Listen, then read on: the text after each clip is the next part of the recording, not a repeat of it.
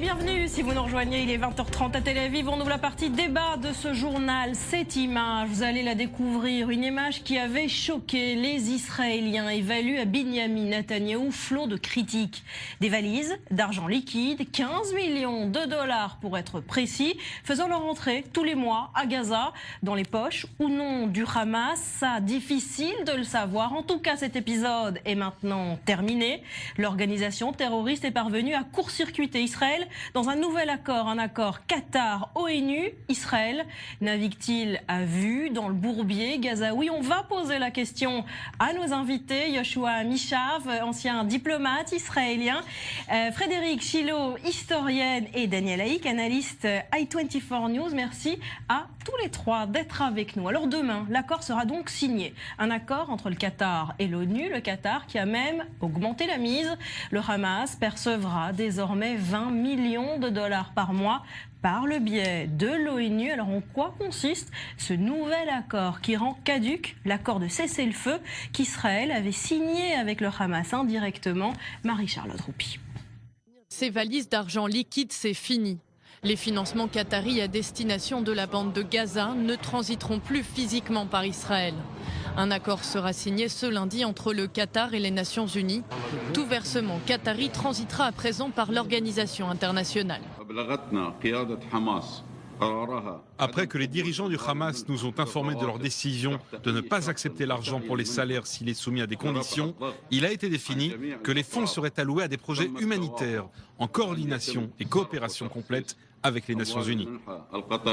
Une enveloppe de 20 millions de dollars a été promise par le pays du Golfe à l'enclave palestinienne. Passer par l'ONU serait une façon de garantir la transparence du versement et de l'utilisation de cet argent. Mais le Hamas ne perd pas complètement la main. Une liste de familles concoctée par ses soins sera transmise à l'ONU. Ces familles recevront chacune 100 dollars mensuels. Une façon aussi pour le Hamas de court-circuiter Israël. Dans l'accord désormais caduc, l'argent qatari devait transiter physiquement par Israël. Cela donnait à l'État hébreu un moyen de pression sur le Hamas. Ces dernières semaines encore, une enveloppe de 15 millions de dollars qataris était gelée par le gouvernement israélien qui assujettissait le versement de l'argent au maintien du calme dans la bande de Gaza. Un moyen de pression de moins pour Israël, mais pour le gouvernement, la médiation de l'ONU est bénéfique.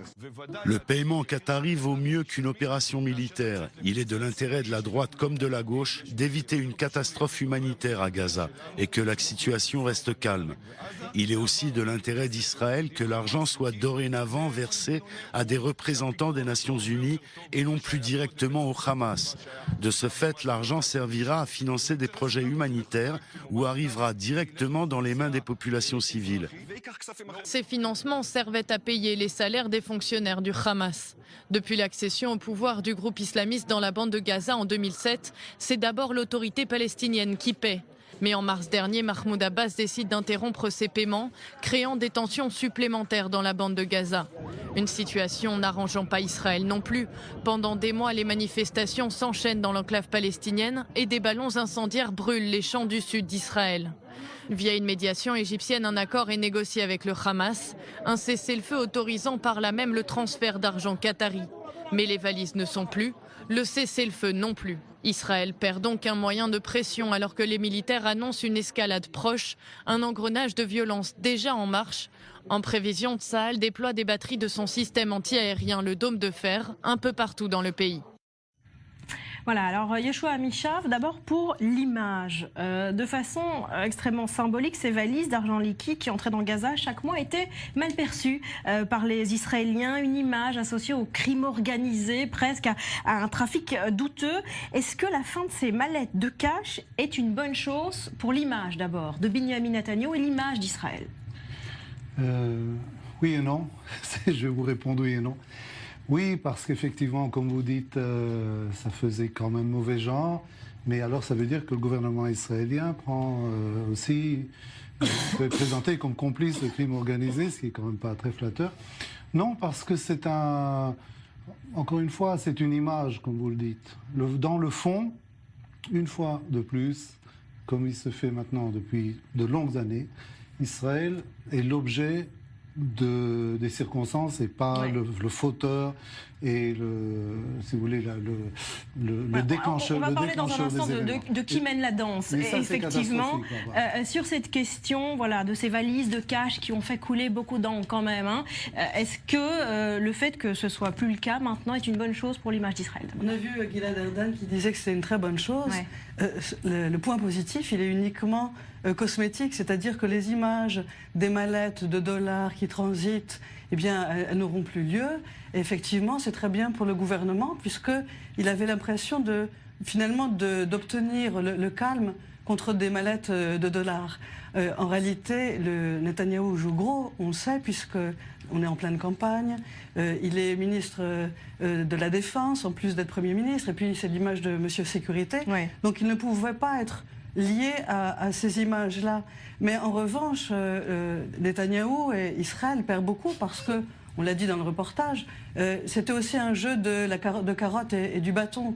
Et là, finalement, en laissant les Qataris se débrouiller avec l'ONU, chose absurde d'ailleurs, parce que l'UNRWA va devoir être impliquée à Gaza. Or, l'UNRWA, Israël n'a fait que vouloir casser les institutions, son financement, avec Trump d'ailleurs. Donc, finalement, c'est une politique qui est très bien à très très court terme. C'est une solution qui est très temporaire, qui a été trouvée là. Alors, est-ce qu'on peut dire qu'Israël s'épargne effectivement ces images de valises d'argent liquide qui rentrent tous les mois dans Gaza, mais qu'il perd dans le même temps le principal levier de pression qu'il avait sur le Hamas? Vous tirez des missiles, on arrête le transfert. Bon, d'abord, il faut se rappeler qu'il y a plusieurs acteurs dans cet accord. Il y a l'ONU, mais il y a l'Égypte aussi. Et on ne parle pas souvent d'Égypte. Et quelque part, aujourd'hui, l'Égypte, c'est un peu la voix d'Israël, ce qui permet à Israël de se mettre en retrait, parce que les Égyptiens vont défendre, on va dire d'une certaine manière, les intérêts d'Israël, qui sont en général, dans le cadre précis, leurs intérêts. Donc les Égyptiens s'inquiètent aujourd'hui de la médiation qatari. Ils parlent même de l'Iran. Et ils disent au Hamas, attention, il faut que vous décidiez, est-ce que vous voulez négocier avec nous, ou est-ce que vous voulez faire rentrer le Qatar. Mais du côté des Israéliens, je pense que quelque part, Binyamin Netanyahou, effectivement, perd une sorte de levier de pression, mais peut-être il a une forme de liberté aujourd'hui qui lui permettra, par exemple, s'il y a à nouveau des tensions le long de la frontière entre Israël et la bande de Gaza, de lancer, en tout cas de durcir, en fait, de mener une politique un petit peu plus musclée par rapport au Hamas, comme il ne pouvait peut-être pas le faire dans le contexte du cessez-le-feu actuel qui avait été... Il va le faire à 12 semaines des élections législatives, ça ? Il est pris, à mon avis, à son propre piège, parce qu'évidemment, la dernière chose dont il a besoin en campagne électorale, c'est d'avoir un affrontement de poids, pas les petites escarmouches qu'on voit sur la frontière de temps en temps, enfin chaque fin de semaine d'ailleurs, mais une vraie opération militaire qui coûtera des vies de soldats. La dernière chose qu'un Premier ministre a besoin en campagne électorale, c'est d'avoir des funérailles de soldats. Donc je crois qu'il est un peu pris maintenant à son propre piège, mais je répète encore une fois, et on est occupé, lui en particulier, mais je pense que c'est tout Israël, s'occuper à payer une non-politique qui dure depuis des années, où tous les 3-4 ans, on a une opération militaire à Gaza dont tout le monde sait en la déclenchant qu'elle ne sert à rien, qu'elle va se terminer sur une espèce de match nul et qu'elle affaiblira. Parce qu'un match nul entre Israël et le Hamas, c'est chaque fois affaiblir la capacité de déterrence d'Israël par rapport au Hamas. Nous ne jouons pas dans la même catégorie, on est bien d'accord. Or, quand on termine un match nul, 3 opérations militaires successives, il y a eu plomb fondu et puis bordure protectrice, et puis le troisième, là, il m'échappe pour le moment. Mais, voilà, en tout cas, 3 conflits en 10 ans, en tout cas. 3 conflits en 10 ans qui n'ont servi strictement à rien. Et Barbara, ce qui est fascinant ici, c'est l'apparition, encore une fois, du modèle israélien qui me paraît être unique au monde.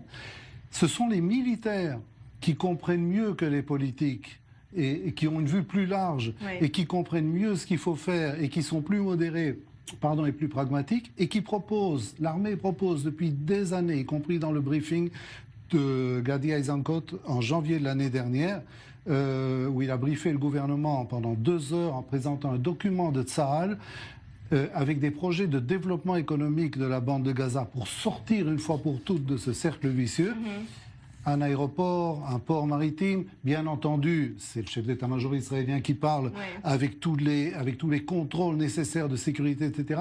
Et le gouvernement obtus, orgueilleux et arrogant, se retranche derrière sa petite forteresse, ne veut rien entendre alors qu'on lui parle de la voix de la raison. Et les résultats sont là aujourd'hui. Là, la solution, c'est d'abord apporter un soulagement économique, une ouverture vers le monde pour les Gazaouis. Alors déjà, ils l'obtiennent là aujourd'hui, parce que ce deal profite d'abord aux Gazaouis. Pour la première fois, ce sont vraiment les familles pauvres qui vont recevoir l'argent du Qatar. Est-ce qu'on en est sûr, ça? Est-ce qu'on sait à quoi va servir l'argent? Est-ce que le tampon ONU est un gage de transparence? Parce qu'ils l'ont obtenu, ils sont allés à la Poste, et ça s'est fait à la Poste, alors qu'auparavant... Les fonctionnaires, auparavant, c'était des fonctionnaires, les fonctionnaires du Hamas qui percevaient cela. Et aujourd'hui, donc, ce sont les familles pauvres de Gazaouis. Mais ça ne représente pas grand-chose, hein, c'est $100 par famille. Et c'est le Hamas apparemment qui est responsable de la liste de décider quelle famille recevrait quoi. Le Hamas est toujours présent et toujours là. Et en fait, ce deal renforce le Hamas contre Israël. Et même, on arrive à un point où on est proche d'une reconnaissance internationale du Hamas. Parce que, vous voyez, l'ONU, médiateur aujourd'hui, donne l'argent au Hamas. L'Iran, qui est derrière, le Qatar, le soulage aussi. Finalement, dans une solution, qu'elle soit politique ou qu'elle soit militaire, il faut le savoir, à un moment ou à un autre, il y aura la reconnaissance de Gaza comme entité et la reconnaissance du Hamas, qui est quand même une entreprise terroriste. Allez-y, Yoshua Michaf. Non, il n'y a rien à ajouter. Israël finira par reconnaître que Gaza est un État avec son gouvernement, ses frontières. À mon avis, c'est aller un peu trop loin. Je ne crois pas que les Palestiniens, mis au pied du mur dans une situation comme celle-là, trouveront les ressources nécessaires, je pense, pour... malgré la haine qui sépare aujourd'hui Abou Mazen et le Hamas, quand même de refaire front uni, parce que ces deux entités, Gaza et la Cisjordanie, ne sont pas viables indépendamment. Déjà ensemble, ce ne sera pas très brillant. Et c'est quand même Mahmoud Abbas qui a décidé d'arrêter le transfert de cet argent qu'il payait depuis 10 ans il prend une fameuse claque, au Hamas. Bien entendu. Effectivement, est-ce qu'on peut dire, Daniel Hay, que le Hamas, alors finalement, a une logique de dire nous renforçons notre stature militaire, tout l'argent que nous percevons, nous le mettons pour faire vite dans les tunnels et dans les armes, et que finalement c'est Israël qui porte quelque part la responsabilité de ne pas laisser les Gazaouis mourir de faim, qui ne peut pas se laver les mains de la situation, de la crise humanitaire que subissent les Gazaouis. Effectivement, dans le contexte actuel, il faudra voir comment les choses vont se développer au cours des prochaines semaines. Si effectivement le Hamas profite de cette situation pour calmer les esprits, ou au contraire il en profite pour attiser la tension. C'est dans son intérêt aujourd'hui de calmer les esprits, puisque maintenant ils viennent de marquer des points sur le plan diplomatique quelque part. Ça rajoute, ça rehausse son prestige au sein de la population palestinienne dans la bande de Gaza, peut-être même au sein de la population palestinienne en Cisjordanie aussi, et ça c'est aussi un problème pour Mahmoud Abbas également. Mais effectivement, pour l'instant, c'est le Hamas qui sort vainqueur. Je ne sais pas si Israël à long terme va pouvoir conserver une situation de calme, mais je continue à penser, même si effectivement Benyamin Netanyahou ne veut pas un conflit, ne veut pas une opération massive à l'intérieur de la bande de Gaza, quelque part Benyamin Netanyahou se lave les mains d'une certaine manière, il n'est plus responsable de ce problème, on ne peut pas l'accuser de pactiser avec le Hamas, on ne peut pas l'accuser, et c'est très mal vu, c'était très mal vu en campagne électorale. Aujourd'hui, il peut, s'il y a des dérapages, il peut lui-même essayer de réagir directement sans être prisonnier par des accords de cessez-le-feu comme celui du 13 novembre. Sur cette Vous n'êtes pas d'accord, mais... allez-y Frédéric, je vous laisse répondre Daniel, allez-y. Non mais ce sera compliqué pour Benyamin Netanyahou de dire maintenant regardez du côté de l'ONU ou le Qatar. De toute façon, quelles que soient les réglementations, quels que soient les accords, vous savez que Israël a toujours tendance à dire c'est à l'Égypte de faire des pas, d'ouvrir la frontière. Donc c'est une rhétorique qui est... Est-ce que là-dessus, je vous pose la question à tous les deux, Israël a une responsabilité morale quand même de ne pas laisser Gaza s'enfoncer dans une crise humanitaire qui serait quand même extrêmement critique? dramatique. Moralement, c'est évident que la situation humanitaire des Gazaouis est absolument terrible. Mais Israël, on l'a dit, les généraux ont une position qui est à la fois morale et ils savent quelles sont les conséquences de cette crise humanitaire. Tactique aussi, cette prise de position finalement. La crise humanitaire débouche sur un chaos militaire. Ouais, je ne pense pas que l'armée n'est pas composée de membres de la paix maintenant et de Babakoul. L'armée fait ses calculs, il y a une position morale d'abord et puis il y a un intérêt aussi. C'est win-win situation comme on dit, c'est-à-dire les Gazaouis vivront mieux. Et on a une chance de désamorcer la crise. Mais Barbara, moi je voudrais vous poser à vous une question aussi alors. Pas sûr que j'y réponde, allez-y. Est-ce que vous vous souvenez d'un chef de l'opposition fringant, sûr de lui, j'allais presque dire dominateur, mais on va s'arrêter là, sous le gouvernement d'Olmert, au moment de l'opération Pont-Fondu. Un certain Benyamin Netanyahu peut-être. Voilà, janvier 2009, et Olmert intime à Tzahal l'ordre d'arrêter les opérations. Et le chef de l'opposition, avec sa belle voix de baryton, se plante devant les caméras. Vous avez sûrement ça dans l'archive. Au bord d'une route même, hein. Ça, je ne me rappelle pas, ouais. Mais par contre, c'était une séance Netanyahou habituelle, c'est-à-dire des mouvements comme ça, une belle voix de baryton. Moi, quand je serai de nouveau Premier ministre, j'arrêterai pas Tzahal, on va renverser le pouvoir du Hamas. En attendant, ça fait quoi? Ça fait ça fait 10 ans maintenant, juste janvier 2009, donc ça fait 10 ans. Hamas peut pratiquement faire un petit gâteau d'anniversaire avec la tête de Netanyahou en masse-main au milieu, parce que ça fait 10 ans qu'ils sont soi-disant sur le point d'être renversés par Benyamin Netanyahou, et leur gouvernement a l'air beaucoup plus solide, malheureusement, tragiquement pour les Palestiniens, et pour nous aussi d'ailleurs, que la coalition sortante de Benyamin Netanyahou. Ouais. Alors je dis, il y a un prix quand même, il faudrait une fois pour toutes cesser de faire les fiers à bras, arrêter avec ces rodomontades qui ne servent à rien et qui nous mettent dans une situation aujourd'hui où, encore une fois, Israël perd sur tous les tableaux. Puisqu'on est dans les souvenirs, alors je vais peut-être revenir un petit peu en arrière même, plus, et revenir à l'été 2005, au moment de la sortie, enfin de l'expulsion des habitants du Gush Katif, où on avait dit à l'époque, et à l'époque je me souviens très bien d'un discours plutôt qui venait de la gauche israélienne, qui disait si des tirs proviennent de la bande de Gaza, eh bien nous n'aurons pas la moindre pitié pour eux, puisque nous sommes dans notre droit, puisque nous avons évacué, puisque nous n'avons plus le compte à rendre aux Palestiniens de la bande de Gaza. Or, ce que l'on constate aujourd'hui, c'est-à-dire 15 ans après, 14 ans après, c'est que finalement, Israël est sorti de Gaza, mais Gaza n'est pas sorti d'Israël, et que l'on continue. Cette question demeure depuis 14-15 ans, et depuis 10 ans, on l'a dit, Israël a connu 3 conflits meurtriers avec Gaza, et ce n'est pas prêt de s'arrêter. Est-ce qu'il existe une stratégie, une vision autre que celle d'aller d'affrontement en affrontement, bref, face aux Palestiniens? Qu'y a-t-il dans la tête de Benyamin Netanyahou? Tentative de réponse avec vous, Dror Even-Sapir. Bonsoir Barbara. Le feuilleton à rebondissement du transfert des fonds qataris vers la bande de Gaza constitue une illustration supplémentaire de ce qui semble être le principe directeur adopté par Benyamin Netanyahou concernant la bande de Gaza. Tout faire, ou presque, pour éviter un nouvel embrasement, même si cela signifie risquer de sembler composer avec le Hamas et d'acheter à l'organisation islamiste un calme qui reste précaire et relatif. En d'autres termes, ne pas mettre le Hamas le dos au mur, de manière à ce qu'il ne se sente pas contraint d'entraîner Israël vers une nouvelle opération militaire qui risquerait bien de s'avérer longue, hasardeuse et dénuée d'objectifs clairs. Alléger considérablement le blocus sécuritaire pour éviter une situation de crise humanitaire dans l'enclave côtière s'inscrit dans le même objectif, dans la même tactique. Et si le Premier ministre prête ainsi le flanc aux critiques sur sa droite, s'il perd des points dans une partie de l'électorat, c'est là un risque relatif et calculé. Concernant les territoires de Cisjordanie, la tactique adoptée est similaire. Contrairement à une idée reçue, le rythme des constructions dans les localités israéliennes situées au-delà de la ligne verte est relativement bas ces dernières années.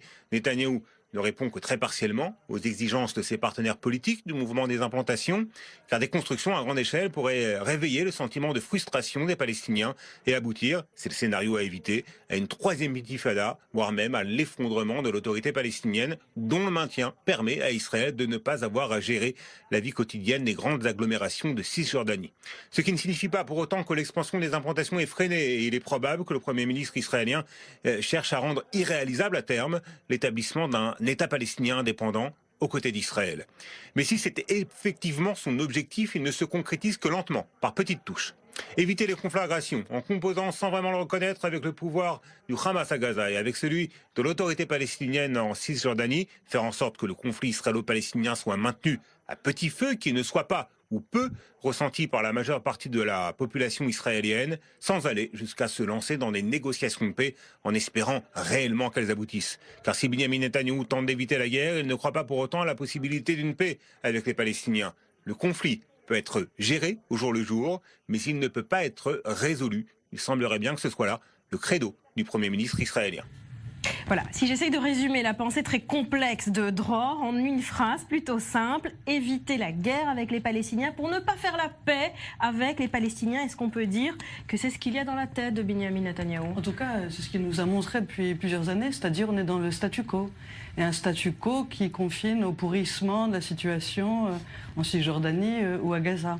Ce qui est très intéressant en voyant à la fois la stratégie pour la Cisjordanie et celle pour Gaza, je suis d'accord avec cette analyse de Dror et Ben Sapir, c'est que les annexionnistes au gouvernement soient une annexion d'une grande partie de la Cisjordanie, la zone C, disons, la plus grande et la moins peuplée. Et finalement, donc, ce sera annexé à Israël.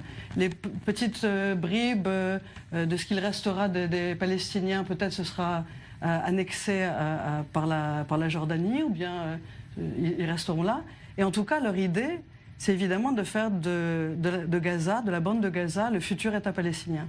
Donc, ils ont tout à gagner à ce qu'il y ait une solution politique, militaire, s'ils veulent, comme ils nous le montrent, annexer les implantations et faire de Gaza le futur État palestinien. Daniel. Je crois que c'est encore plus compliqué que ça. C'est-à-dire que il y a deux entités palestiniennes, il n'y en a pas une seule. Il n'y a pas deux États pour deux peuples. Il y a peut-être 3 États pour deux peuples et 3 États pour deux peuples. Et s'il y a un État dans la bande de Gaza, ce sera un État du Hamas. Ce sera un État intégriste, un État terroriste. Ce ne sera pas un État géré par l'autorité palestinienne. Et aussi parce que Benyamin Netanyahou ne veut pas, parce que c'est dans l'intérêt de Benyamin Netanyahou de séparer, de diviser pour mieux régner, de diviser le peuple palestinien, le mouvement palestinien. Ils sont très bien divisés eux-mêmes, donc ils se débrouillent très bien pour ne pas s'unir. Mais c'est dans l'intérêt de Benyamin Netanyahou de maintenir un Hamas puissant dans la bande de Gaza, puissant, ça veut dire puissant, mais avec une puissance contrôlée, et de maintenir un statu quo aussi depuis l'arrivée de Trump, on aurait eu Benyamin Netanyahou et la droite israélienne aurait eu l'occasion 1000 fois d'annexer ces territoires, hein, cette fameuse zone C. Si une telle solution, c'est véritable. Il ne l'a pas fait, Benyamin Netanyahou, là aussi parce que c'est la solution du statu quo. Ça se fera lentement. Et Yeshua Michav. Il n'y a pas de statu quo. C'est une gangrène. C'est une gangrène, cette situation, ce conflit, cette question palestinienne dans le corps d'Israël. Si je connais. Solution vaut mieux qu'une mauvaise solution. Daniel, je ne connais aucun médecin qui, assistant à la décomposition, vraiment au progrès d'une gangrène chez un malade, dira on va voir, on va réfléchir, on verra la semaine prochaine, on verra dans 3 mois, on va consulter ici. Si on ne met pas le bistouri et si on ne prend pas des risques aussi, on va tous payer la note et pas seulement les Palestiniens.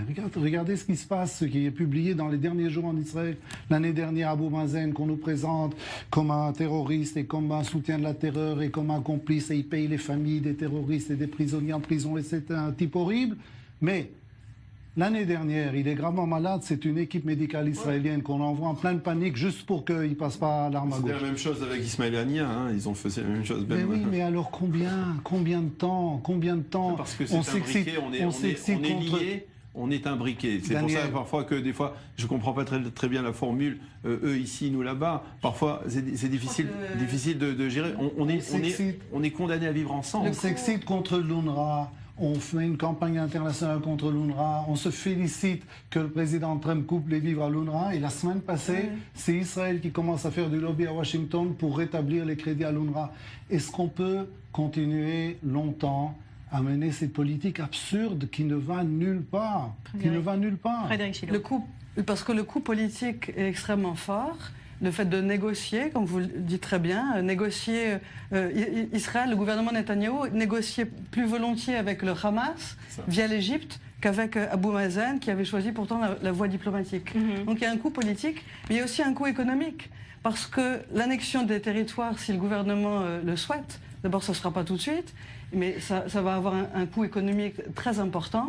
Et la réhabiliter la bande de Gaza, Israël va devoir aussi payer d'une certaine façon. Alors, pour finir, si on revient à aujourd'hui, peut-être pas une politique qui prendra 50, 100 ou 150 ans, est-ce qu'on peut dire, et je vous laisse finir tous les trois là-dessus, que pour l'heure, Binyamin Netanyahou a réussi, Daniel, à convaincre les Israéliens, mais pas seulement les Israéliens, la communauté internationale aussi, que finalement le règlement du conflit avec les Palestiniens n'était plus une priorité, n'était plus du tout une urgence. Est-ce que là-dessus, il a ça parce que, pas uniquement parce qu'il s'est passé autour d'Israël, mais parce qu'il y a eu des changements régionaux qui ont fait aussi qui ont entraîné ce genre de réaction. C'est-à-dire que on comprend aujourd'hui que le conflit israélo-palestinien, c'est pas la priorité. La priorité, c'est la menace iranienne. C'est cette priorité, c'est cette menace qui peut permettre de souder un front qui rassemble Israël et les pays arabes sunnites modérés. Oui. Et donc aujourd'hui, le conflit israélo-palestinien n'intéresse quasiment plus personne. Frédéric. Oui, à l'échelle internationale, ça n'intéresse plus personne. Mais les Israéliens, et on est en campagne, les élections se précisent, les Israéliens aussi souffrent du conflit. Et ils souffrent aussi du point de vue économique. On a vu les habitants à côté de la frontière de Gaza qui se plaignaient. Ils ont besoin aussi d'une aide. 15 secondes, Yoshar Mishav. Barbara, ce conflit n'intéresse peut-être plus personne hors du Moyen-Orient. Pour moi, il est la tragédie d'Israël, des Palestiniens aussi d'ailleurs. Et je pense qu'un vrai leader, un vrai De Gaulle, un vrai Churchill, un vrai leader, comme on dit, doit avoir une autre vision pour l'avenir des enfants et des petits-enfants dans ce pays. Merci à tous les trois d'avoir participé à ce débat. Merci à vous de votre fidélité à i24 News. À suivre, Elie Chouraki dans Elie sans interdit. Passez une belle soirée. Je vous dis à dimanche prochain. Portez-vous bien.